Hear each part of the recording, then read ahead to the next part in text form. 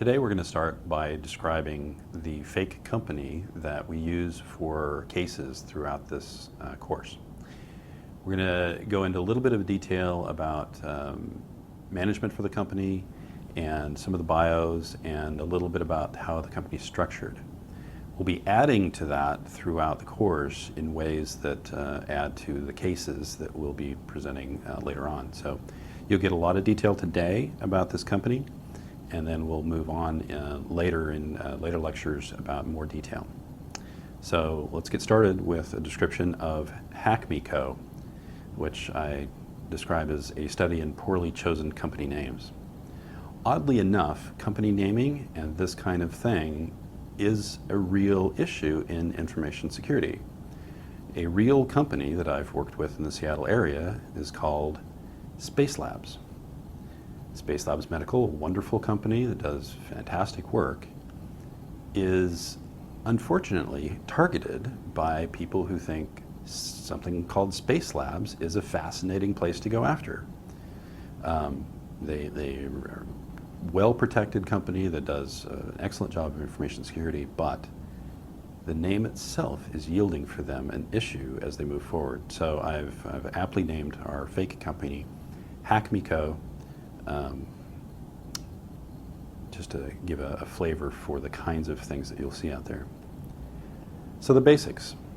HackMeCo is a holding company formed by a parent company called Stop Eating Cheese as an investment vehicle.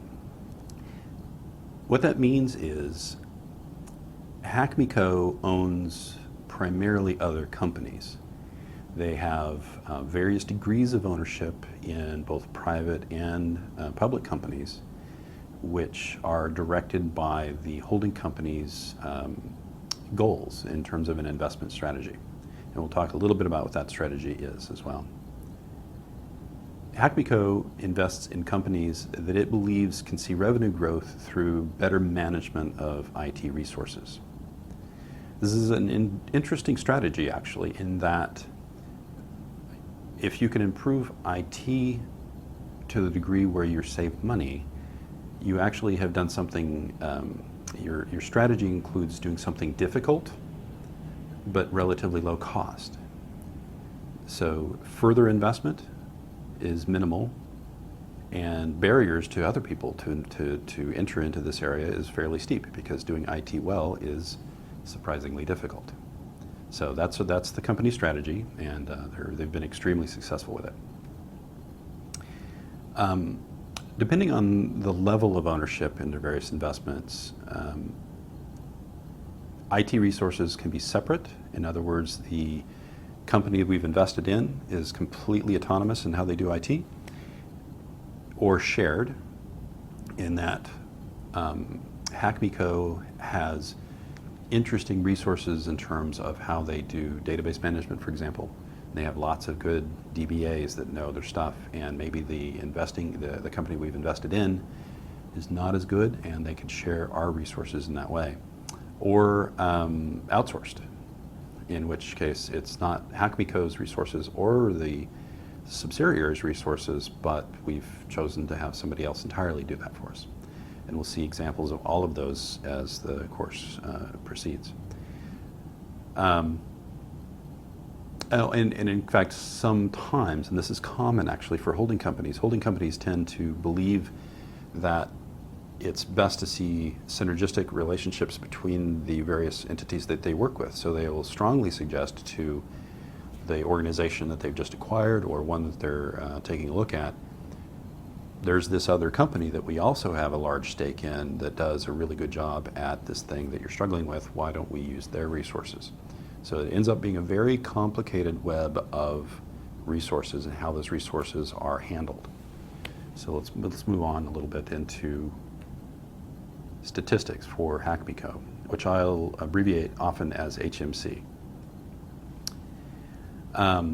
They are a publicly traded US-based company with a presence in 143 nations. Each of those aspects will end up being important to how we look at information security for HackMeCo. The fact that they are spread across multiple nations is important, and we'll talk about why. The fact that they are US based is important. I know not all of you students are in the United States, but you could apply this to any nation. The ownership of the company itself directs regulatory compliance in interesting ways. And the fact that you actually have to be compliant with your own laws and often others is a fascinating piece of what we do. Investments include financial sector, healthcare, internet startups, and utilities. What I've done here is actually chosen areas that I specifically do consulting work in. I do more than just this list, but these are some of the more interesting ones. Those of you that have worked a little bit in these areas will know these tend to be the most highly regulated sectors in any industry or any nation or any regulatory environment that you'll find. Financial regulation, unfortunately, got the entire planet in trouble a little while ago by not properly doing it very well. Healthcare is a concern of everybody in terms of privacy and just safety. And we'd like to be able to share healthcare information broadly.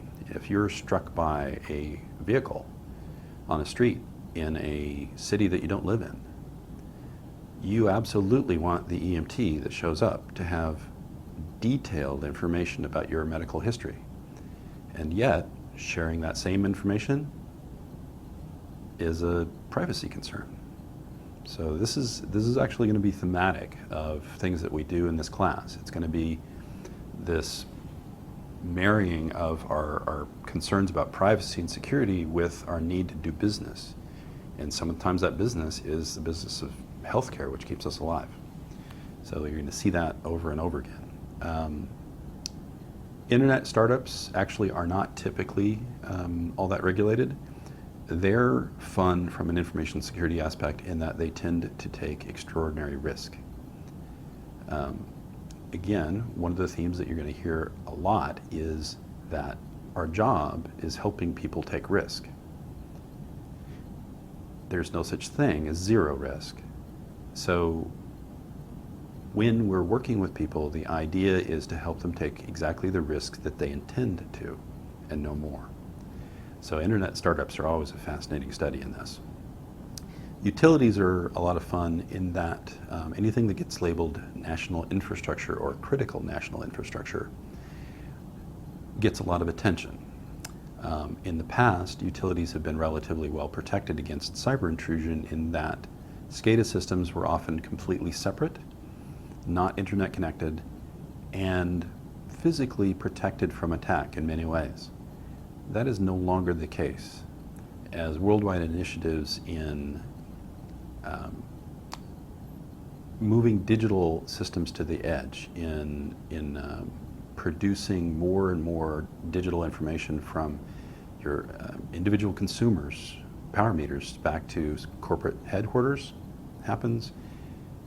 Those well-protected systems that weren't connected to the internet are suddenly not just connected to the internet, they're connected to every one of our homes. So utilities are a fascinating area to delve into from a cybersecurity standpoint. The impact related to a compromise of a utility is very high, and because of the size and the scope of utilities, the likelihood that they would be attacked is very high as well. So they end up being interesting for us. And HMC has ownership in each of these areas. At any point in time, HMC is at almost every stage of acquisition, integration, and sale of companies from their portfolio. If you imagine a company that does this for a living, as time goes on, they will be acquiring a new company, selling off assets of some sort, either the assets of a company or an entire company, integrating a company that they've already acquired into current systems and so on.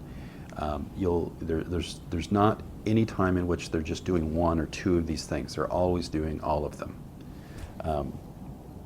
And as you might imagine, for us, that creates the optimally complex information security scenario. That, in fact, we're having to deal with every single strange and difficult kind of concept in information security that any company ever encounters, which is why I designed our fake company exactly like I did. HMC has 150 employees who work for the company directly and about 40,000 in associated investments, 40,000 people. That's actually fairly common and mirrors a few companies that I work with that are holding companies. The holding company themselves tends to keep overhead very low. You don't need a lot of folks to manage mergers and acquisitions. You just need a very small cadre. And the 40,000 number probably would accommodate a reasonable sized portfolio of maybe 20, 30 companies. So that is HMC in a nutshell. Let's go into management, and then we'll conclude our introduction to our fake company. So management includes the CEO, H. Smith. He's a Harvard MBA, former CEO of North Pole Toys. And we'll get to his bio in a little moment, along with the bio of the rest of management. CFO, P. Barnum. He's a Wharton MBA. The CIO, C. Bamford, formerly Director of IT for Nile Web Services. Oh, and by the way, any resemblance of any of these names or companies is purely coincidental. I came up with them off the top of my head as I was writing this slide. And lastly, one of the most important people in the company, especially as far as you're concerned, the CISO, the person in charge of strategic direction for information security for the company, Mr. Stu Dent. And often that will be you. H. Smith, he's a 1975 Harvard MBA. And I'm not picking these dates randomly. Often the management of a company like this is experienced folks who did not grow up in the digital age at this point. Decades from now, that'll change. Right now, the people in charge, the people making risk decisions, did not grow up with an iPad or an iPhone in their hands. They did not grow up with the internet. Many of you students won't be able to even conceive of not having the internet, but these folks are not native to it. It's new for them. He is, let's see, came from Canadian-based North Pole Toys, Inc., where he revolutionized wooden toy manufacture. See, this is an old guy, wooden toys. Realizing a 200% increase in profitability over 10 years, he carries the latest gear at all times. This is another kind of typical characteristic. Somebody in this position has a lot of money, which means he can afford the best laptops, the finest eye gear, and the most expensive storage available, imaginable,